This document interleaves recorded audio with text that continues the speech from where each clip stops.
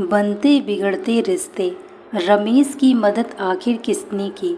उन दिनों रमेश बहुत ज़्यादा माली तंगी से गुजर रहा था। उसे कारोबार में बहुत ज़्यादा घाटा हुआ था। मकान, दुकान, गाड़ी, पत्नी के गहने सब बिकने के बाद भी बाजार की लाखों रुपए की देनदारियां थी। आए दिन लेनदार घर आकर बेइज्जत करते, धमकियां देते और घर का जो भी सामान हाथ लगता उठा कर ले जाते। रमेश ने भी अनेक लोगों को उधार सामान दिया था और बदले में उन्होंने जो चेक दिए वे बाउंस हो गए। वह उनके यहाँ चक्कर लगाते लगाते थक गया, मगर किसी ने भी ना तो सामान लौटाया और ना ही पैसे दिए।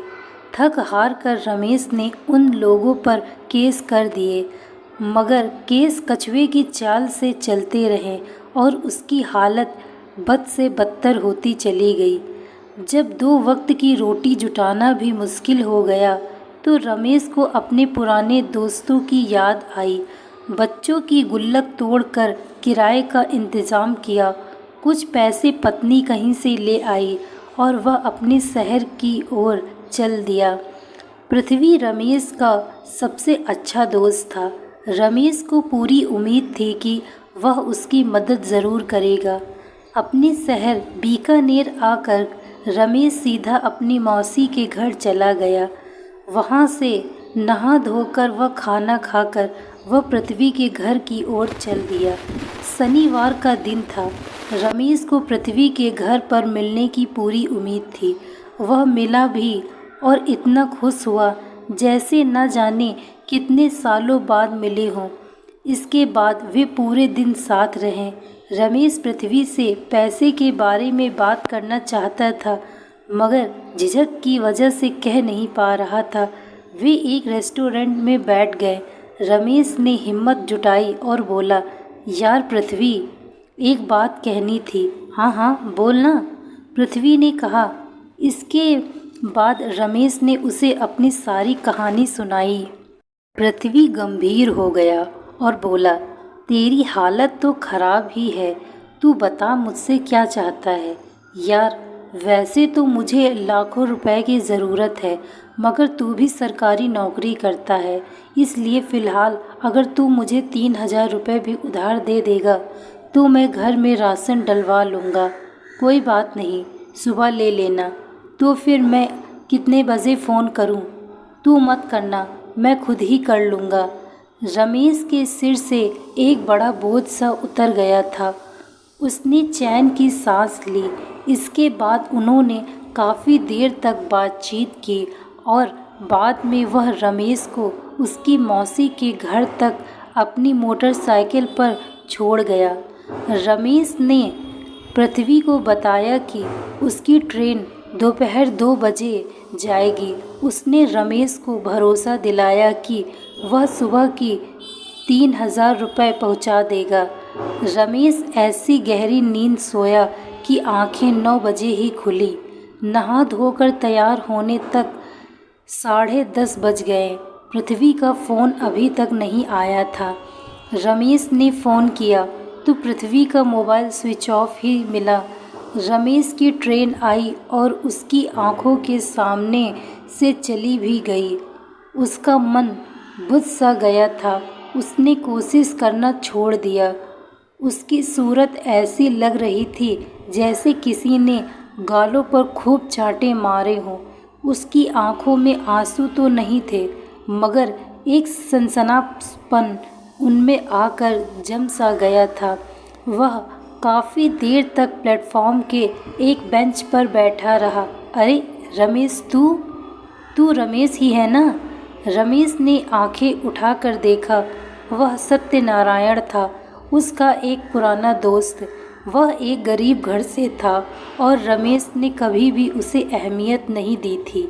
हाँ भाई, मैं रमेश ही हूँ, उसने बेमन से कहा। रमेश, मुझे पहचाना तूने?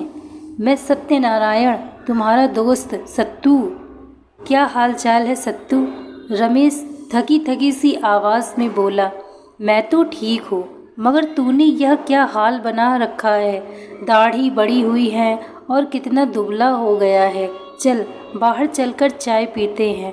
रमेश की इच्छा तो नहीं थी, मगर सत्यनारायण का जोश देखकर वह उसके साथ हो लिया। वे एक रेस्टोरेंट में आ बैठे और चाय पीने लगे और सुना, रमेश कैसे हाल चाल है? सत्यनारायण ने पूछा। हाल चाल क्या होंगे, जिंदा बैठा हूँ ना तेरे सामने, रमेश ने बेरुखी से कहा। यह सुनकर सत्यनारायण गंभीर हो गया। बात क्या है रमेश, मुझे बताएगा? क्या बताऊं? यह बताऊं कि वहाँ मेरे बच्चे भूखे बैठे हैं और सोच रहे हैं कि पापा आएंगे तो घर में राशन आएगा, पापा आएंगे तो वे फिर से स्कूल जाएंगे, पापा आएंगे तो नए कपड़े सिला देंगे। क्या बताऊं तुझे? सत्यनारायण हक्का बक्का सा रमेश का चेहरा देख रहा था। मैं तुझसे कुछ नहीं पूछूंगा रमेश, कितने पैसों की ज़रूरत है तुझे? सत्यनारायण ने पूछा। रमेश ने सत्यनारायण को ऊपर से नीचे तक देखा। साधारण से कपड़े, साधारण सी चप्पलें, यह उसकी क्या मदद करेगा? 2 लाख रुपए चाहिए, क्या तू दे देगा मुझे?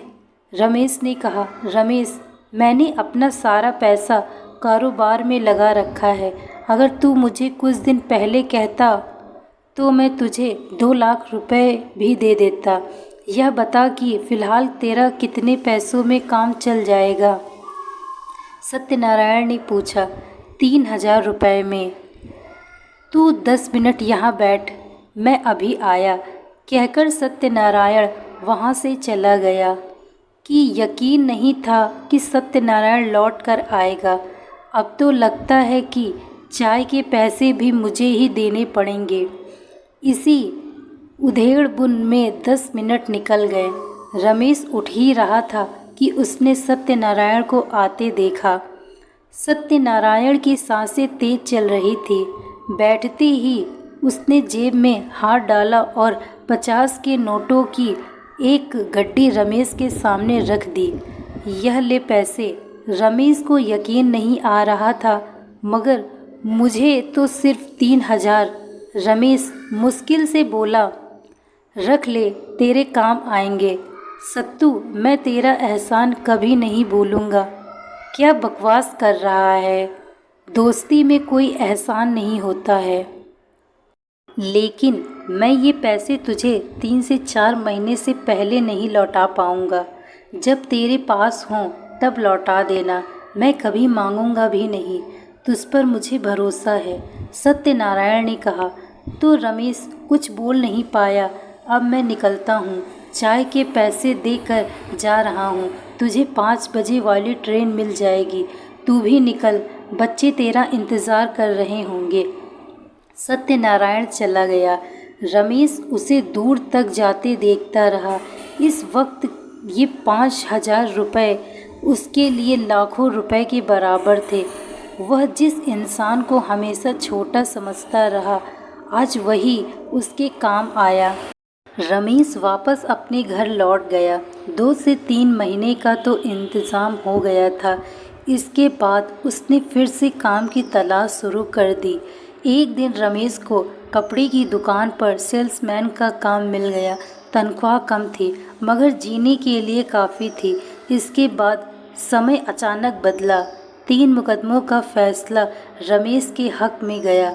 जेल जाने से बचने के लिए लोगों ने उसकी रकम वापस कर दी। कुछ दूसरे लोग डर की वजह से फैसला होने से पहले ही पैसे दे गए। 6 महीने में ही पहले जैसे अच्छे दिन आ गए। रमेश ने फिर से कारोबार शुरू कर दिया, इस वादे के साथ कि पहले जैसी गलतियां नहीं दोहराएगा। रमेश ने सत्यनारायण के पैसे भी लौटा दिए। उसने ब्याज देना चाहा तो सत्यनारायण ने साफ मना कर दिया। इन सब बातों को आज 10 साल से भी ज़्यादा हो गए हैं। रमेश कारोबार के सिलसिले में अपने शहर जाता रहता है। किसी शादी या पार्टी में पृथ्वी से भी मुलाकात हो ही जाती है। पूरे समय वह अपने नए मकान या नई गाड़ी के बारे में ही बताता रहता है और रमेश सिर्फ मुस्कुराता रहता है।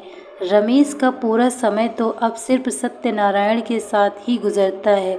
वह जितने दिन वहाँ रहता है उसी के घर में ही रहता है। रमेश ने बहुत बुरा वक्त गुजारा। ये बुरे दिन हमें बहुत कुछ सिखा भी जाते हैं। हमारी आँखों पर जमी भरम की धुंध मिट जाती है और हम सब कुछ साफ साफ देखने लगते हैं।